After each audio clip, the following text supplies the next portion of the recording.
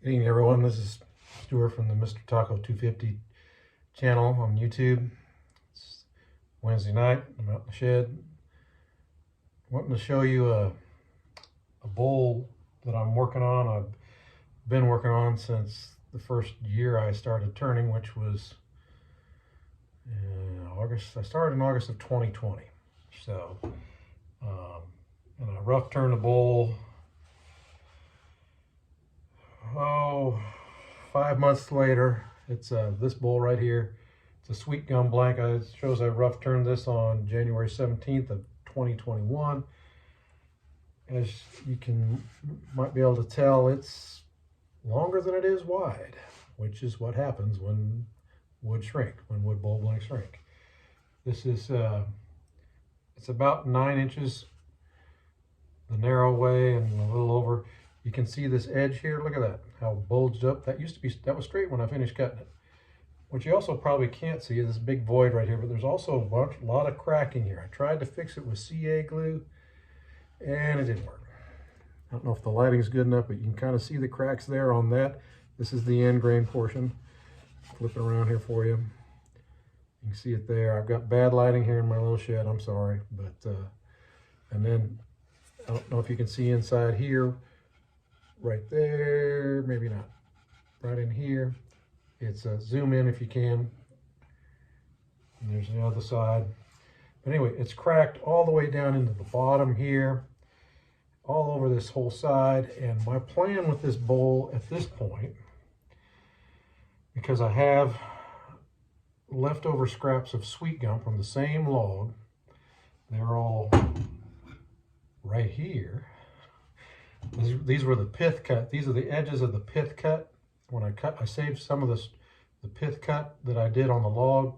When I cut the pith out, I saved that scrap, took it's quarter sawn sweet gum from the same log.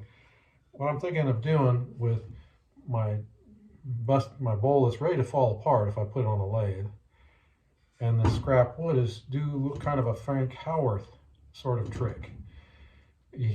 Frank Howarth, if you haven't watched his channel, he's a fabulous woodworker. Does wonderful work. A guy who lives in Portland, Oregon. And I've been watching his wood turning, and I don't know, like in 2012, he took a walnut bowl that he had turned years earlier that had cracked badly. He sawed it apart. He made a segmented bowl out of walnut and I think Paduke.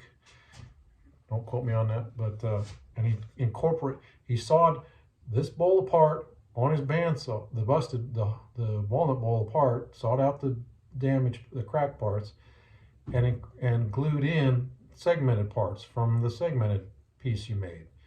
And so I've got these 6 pieces of sweet gum, and that's my plan at this point to save this bowl, because I've got an inch wall thickness here. I mean, to dry, to save. And I've always been impressed by Frank Howarth's talent. And since he did that first walnut and segmented repair bowl, he's done a couple more. He's done another one with the rest of the segments on the first one. He's done several others, maple bowls that had voids or knot holes where the knot fell out or something. And so I haven't been turning very long.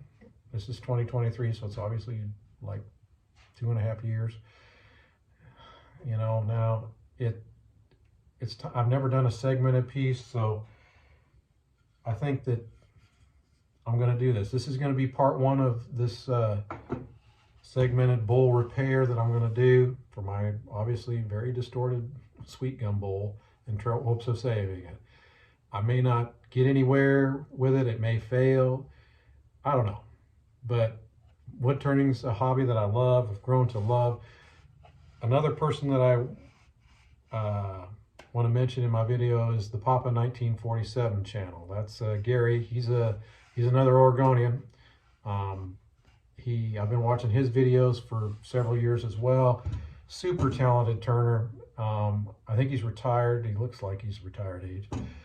I almost am. You can see I got a lot of gray hair too, but still working every day.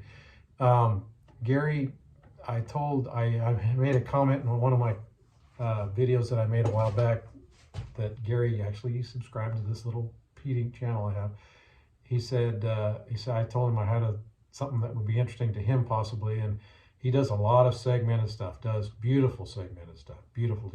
But he also does natural turn stuff. He doesn't really, I think he's told me he doesn't really like the twice turn bowl process very well, so he doesn't do it very often, but he does do it, and he does beautiful work. He's another one you need to watch because he does a lot of different types of turning.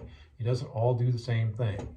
And so he and Frank Howarth both have inspired me to try and take on this challenge. So it's going to be a challenge to see if I can save this sweet gum bowl that's cracked. I got this sweet gum log from a friend of mine down in Pine Mountain, Georgia.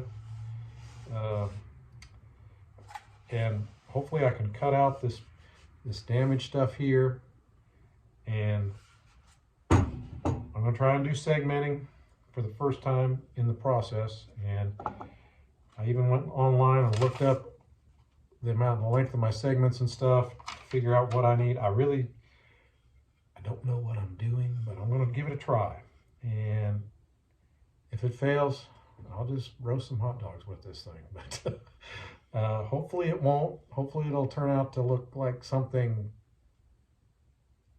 appealing to me anyway. I think I'm my biggest critic. Hopefully you are too about the stuff that you make. But anyway, this is part one of the sweet gum segmented bowl repair. I'm going to make a series out of this, and I know a lot of makers say that, and I don't know when I'm going to be able to get to this next because I've got bowl blanks galore. I've got bowl blanks from a red bud tree that I saw.